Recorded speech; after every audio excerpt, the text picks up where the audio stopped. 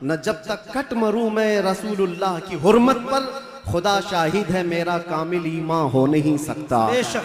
निगाहे इश्क व मस्ती में वही अव्वल वही आखिर, वही कुरान वही फुरकान वही यासीन वही ताहा। और अरबाबे नजर को कोई ऐसा न मिलेगा, बंदे तो मिलेंगे पर मौला न मिलेगा। तारीख अगर ढूंढेगी सानी मोहम्मद को, सानी तो बड़ी चीज है साया न मिलेगा। किताबे फितरत के वरक पर अगर नाम अहमद रकम न होता, ये नक्शे हस्ती उभर न सकता, वजूदे लौहो कलम न होता। क्या कहें मुफ्ती साहब, ये नक्शे हस्ती उभर न सकता, वजूदे लौहो कलम न होता। या रसूल अल्लाह तेरे गुलामों पर नुमाया जो तेरा अक्से करम न होता, तेरे गुलामों पर नुमाया जो तेरा अक्से करम न होता, तो बारगाहे अजल से तेरा खिताब खैरुल उमम न होता। सुभान अल्लाह। बारगाहे अजल से तेरा खिताब खैरुल उमम न होता। न रूहे हक से नकाब उठता, न जुल्मतों से हिजाब हटता। फरोग बख्श निगाहे इरफां अगर चिरागे हरम न होता, जमीन न होती फलक न होता, कलम न होता अरब न होता अजम न होता। ये महफिले कोनो मकान न होती अगर वो शाहे उमम न होता। क्या कहने, ये महफिले कोनो मकान न होती अगर वो शाहे उमम न होता। लाखों सलाम उस आका पर, बुत लाखों जिसने तोड़ दिए। लाखों सलाम उस आका पर, बुत लाखों जिसने तोड़ दिए। दुनिया को दिया पैगाम सुकून, तूफानों के रुख मोड़ दिए। उस मुहसिने इंसानियत ने क्या कुछ न दिया इंसानों को, उस मुहसिने इंसानियत ने क्या कुछ न दिया इंसानों को। दस्तूर दिया, मंशूर दिया, कई राहें दी कई मोड़ दिया, कई राहें दी कई मोड़ दिया उस मुहसिने इंसानियत को। और फिर हम अर्ज ये करते हैं, ये तहकीक व तजस्सुस का जहां था आज वीराना, अफलातुन हो गए। बहुत सारे कीड़े मकोड़े आएंगे मौसम में और चले भी जाएंगे, चले जाएंगे। उनकी तारीख उनके कलाम महफूज नहीं रहे और लोगों को याद भी नहीं रहता चंद साल पहले क्या हुआ था, उसके बाद क्या हो रहा है, सब भुला दिए जाते हैं। उतबा शैबा अबू लहब और इससे बड़े बड़े बहुत सारे आए तारीख के। हर साल कोई ना कोई नाजायज वलदुल हराम होता है जो हुजूर की इज्जत पर भौंकता है, लेकिन वो मौसमों के साथ ऐसे ही खत्म भी हो जाता है। बाकी कौन होता है? इकबाल को सुनो, इकबाल ने कहा है, बातिल से डरने वाले ऐ आसमां नहीं है हम, 100 बार कर चुका है तू इम्तिहां हमारा। तौहीद की अमानत इश्क रसूल की अमानत सीनों में है हमारे, आसान नहीं मिटाना नामो निशान हमारा। यूनानो मिस्र रोमा सब मिट गए जहां से, बाकी मगर है अब तक नामो निशान हमारा। ये नामो निशान जो हमारा बाकी है वो इस वजह से नहीं है कि हमारे पास कुव्वत फौलादी है, हमारे पास ताकत कोई असबाबी है। नामो निशान जो बाकी है वो हुजूर पाक के नाम की बरकत से है, वो कभी खत्म नहीं होने वाली है। नाम रसूल पर जो जिंदा हुआ, सुबह क़ियामत तक मौला तबारक व तआला उसके नाम को और उसके कलाम को जिंदा रखता है। ज़ीज़ान गिराम वक़ार, हम उस अजीम मोहसिन कायनात की सीरत पर आज गुफ्तगू करने आए हैं, जिसका हर जर्रा, जिंदगी का हर लम्हा महफूज कर दिया गया है। पूरी तारीख उठाकर देख लेना, पूरी तारीख। कोई एक ऐसा शख्स ला करके दिखा दो जिसके पैदा होने से उसकी कब्र में जाने तक, नहीं मेरे अजीज, दुनिया शुरू होकर के अब तक जिसके हालात वैसे महफूज किए गए हों जैसे मेरे आका के महफूज किए गए। अरे सहाबा तो ये तक महफूज कर गए कि हुजूर मुस्कुराते थे तो कितने दांत दिखते थे। हुजूर पाक सल्लल्लाहु ताला अलैहि वसल्लम की उम्र मुबारक जब ज्यादा हुई थी तो सहाबा ने ये भी गिन रखा था कि हुजूर की दाढ़ी मुबारक में सफेद बाल कितने थे।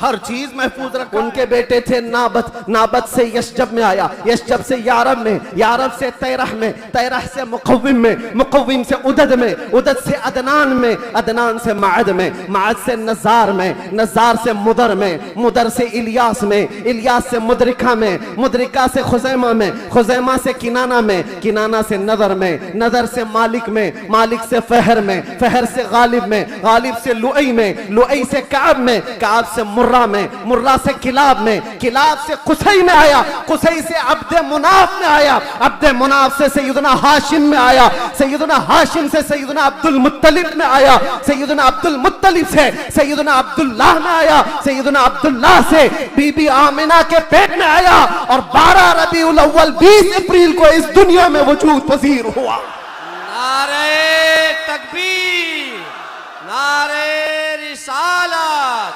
आमदे मुस्तफा, आमदे मुस्तफा, आलमी यौमे दुरूद, अल्लाह मुफ्ती सलमान गनी साहब किबला। जिसके दादा का नाम पता ना हो वो इतने लंबे शजरे पर सवाल उठाए, जिसका हर बाप महफूज। कुरान कहता है वह तकल्लुबका फी साजिदीन। मैं उनसे भी कहता हूं जो दिल में बुग़्ज़ व अदावत रखते हैं और चेहरे पर मुसलमान बने फिरते हैं। मेरे आका को कहते हैं उनके माँ बाप काफिर थे, ये आज भी किताबों में लिख मारते हैं। इनको हुजूर पाक सल्लल्लाहु अलैहि वसल्लम के वालिदैन पर भी सवाल है। वालिदैन करीमैन, आई नहीं हुकूमत, सिक्का नया चलेगा, आई नहीं हुकूमत, सिक्का नया चलेगा। और उसके बाद सारे फरिश्तों में ऐलान, मलाए आला में ऐलान, सारे जिन्नात में, हैवानात में, हर दुनिया में ये ऐलान कर दिया गया कि हुजूर तशरीफ ला चुके हैं। क्यों ऐलान कर दिया गया? इसलिए कि वो हर आलम की रहमत है।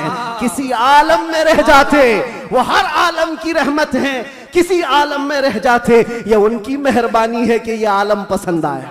नारे तकबीर, नारे रिसालत, आमदे मुस्तफा, हुजूर मोइनुल मशाइख मेरे अजीजों, सईद नूरी साहब किबला। नबी पाक सल्लल्लाहु ताला अलैहि वसल्लम को पैदा होने के बाद बीबी हलीमा सादिया अपने घर ले गईं। 2 साल तक दूध पिलाया और वापस ले आई। सैयदा बीबी आमिना रज़ियल्लाहु ताला अन्हा की परवरिश में थे। बीबी आमिना रज़ियल्लाहु ताला अन्हा के साथ 6 साल तक रहे और अपनी ननिहाल एक बार सफर पर तशरीफ ले गई। बीबी आमिना वापस आ रही थी अपने ननिहाल से, जो मदीना है आज वो उस वक्त यसरफ था। वापस तशरीफ ला रही थी, मकाम अबवा में बीबी आमिना का इंतकाल हुआ। 6 साल के नन्हे हाथों से मेरे आका सल्लल्लाहु अलैहि वसल्लम ने हजरत बीबी आमिना की तदफीन फरमाई और उसके बाद वापस आए तो दादा अब्दुल मुत्तलिब की कफालत में थे। 8 साल की उम्र तक हुजूर सल्लल्लाहु अलैहि वसल्लम अपने दादा की कफालत में रहे। जद्दे अमजद हजरत अब्दुल मुत्तलिब 8 साल की उम्र में इंतकाल कर गए तो फिर चचा अबू तालिब ने हुजूर की कफालत को ले लिया और उसके बाद अबू तालिब की कफालत में रसूल पाक सल्लल्लाहु अलैहि वसल्लम परवान चढ़ते रहे।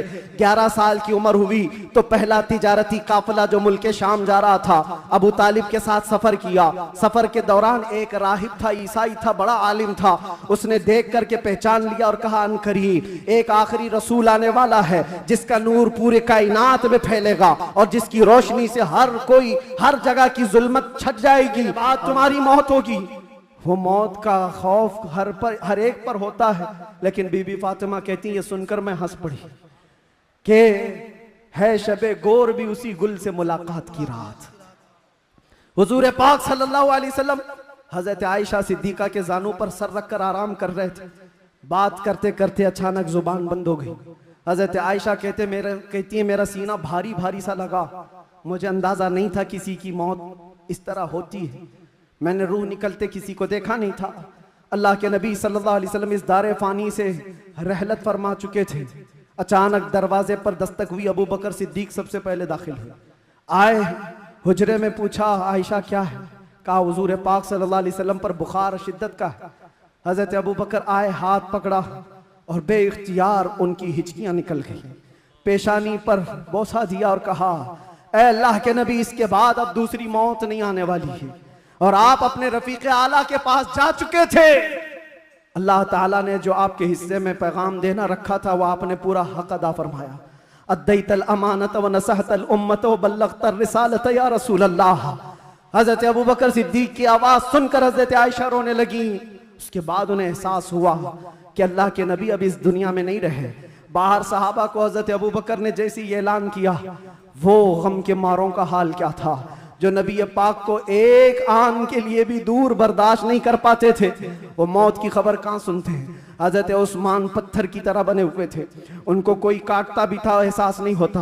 हजरत उमर फारूक अपने हाथ में तलवार लेकर मदीने वालों को कहते थे, कसम खुदा की अगर किसी ने कह दिया मेरे नबी का इंतकाल हुआ, मैं उसकी गर्दन मार दूंगा। मेरे नबी का इंतकाल नहीं हुआ, अपने रब से मिलने गए, वापस आने वाले हैं। ये शिद्दत मोहब्बत के अल्फाज थे। सहाबा बेचैन थे, बेकरार थे, लेकिन हिकमत मौला यही थी, मौत तो आनी है, हर एक को आनी है, कज़ा तो आनी है, अंबिया को फकत इतनी कि आनी है, अजल तो आनी है, एक आन के लिए है। नबी पाक सल्लल्लाहु तआला अलैहि वसल्लम को सहाबा ने गमों के पहाड़ के साथ तदफीन फरमाया और इस उम्मत का बेड़ा लेकर चलने वाले सिद्दीक़ अकबर थे। मिशन को उठाया और हम तक ये जो दीन पहुंचा, सहाबा की वो मेहनत कश, वो जिंदगी पाक इस्तिक़लाल के साथ मुसीबतों से